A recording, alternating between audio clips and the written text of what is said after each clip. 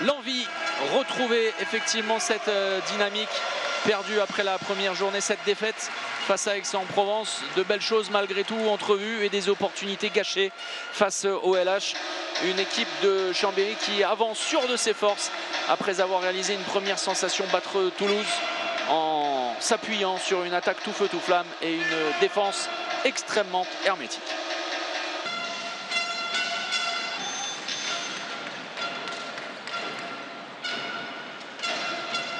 Avec Trita, Scoubé, Costoya qui est entré en deuxième pivot avec le très beau décalage, le kung-fu Richert pour Scoubé, justement, dont on parlait, le premier but dans cette rencontre, inscrit de manière parfaite, artistique, élégante, efficace par Chambéry 1-0. Intérieur sur un poste derrière. Ouais, Costoya, c'est très bien joué. C'est bien fait. Très bien appelé. Et quand c'est un ballon de plus 5 pour les Chambériens. Oui, et puis, ça ne souffre d'aucune contestation. Vraiment. Oui, alors du Scoubé, mais alors du Scoubé dans le texte. Et alors, s'il y en a un qui doit savoir, comme joue Scoubé, c'est bien Yoré Dolenets. Un peu isolé, un peu esselé sur ce duel. Scoubé face à Zabic, le passage de bras, quelle erreur. Il a encore passé facilement. Quelle erreur défensive. Ouais. C'est un récital, hein. Ces premières minutes de la part du demi-centre chambérien. Alors, Gajic en face, c'est la soirée slovène. Trita, la sortie de Daoud, Scoubé, côté droit, face à Daoud, la bonne sortie de Suti, le ballon jusqu'à l'aile. Faustin, super ballon lâché. Le jeu en continuité dont vous parlez si souvent, François-Xavier. Et l'effort de... C'était Alex Trita, hein, pour sortir le ballon et de le donner à... On va en rester là à la pause, c'est un vrai écart en faveur de Chambéry, plus 4.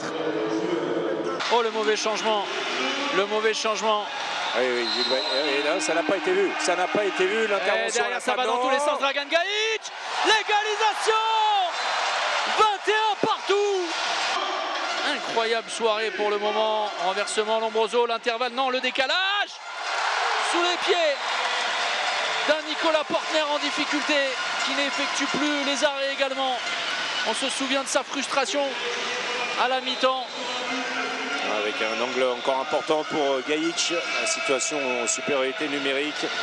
Les Chambériens n'arrivent pas à endiguer le rythme imposé par les Limougeaux. Collet, l'arrêt.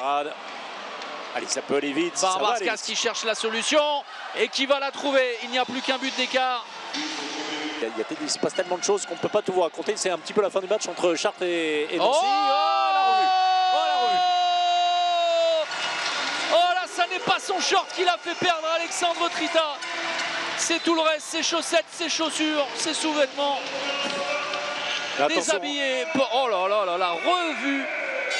Et mauvaise séquence, hein, pour Chambéry une nouvelle fois. Scoubé qui se reprend face à Moussine qui était disponible. Ballon rendu. Ballon rendu. Non, pas de gardien. Yacine Idrissi pour parfaire son œuvre. Quelle soirée de gala pour le génie marocain. Et voilà, ce soir de liesse et la victoire 36-33 de Limoges face à Chambéry. Écoutez cette extase des soirs de victoire.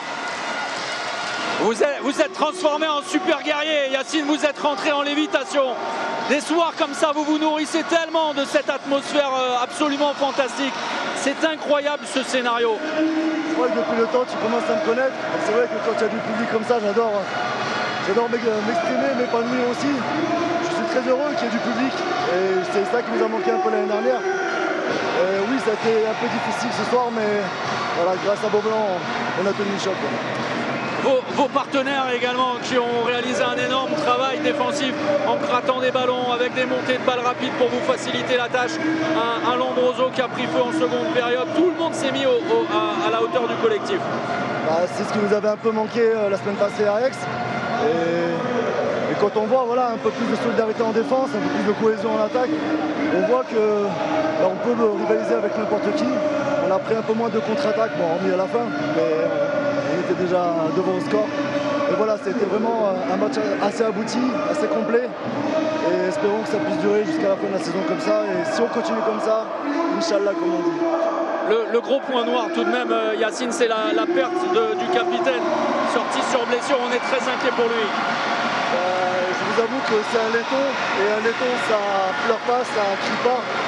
Et là, comment je l'ai vu, j'étais très très inquiet. Je ne sais pas encore ce qu'il a exactement, mais franchement, ça me fait vraiment mal au cœur. Et j'espère que ça ne sera pas trop grave, même si, comme je l'ai dit, un laiton, ça pleure pas. Et là, j'ai vraiment peur pour lui.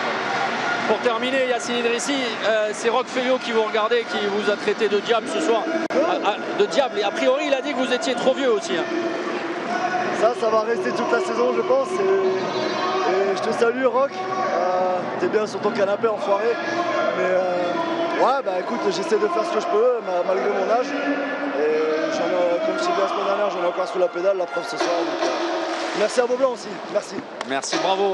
Merci Pierre de vous arrêter. Alors c'est compliqué évidemment parce que cette partie sur laquelle vous aviez la main en première période, vous réalisez sincèrement 15 minutes absolument parfaites et remarquables.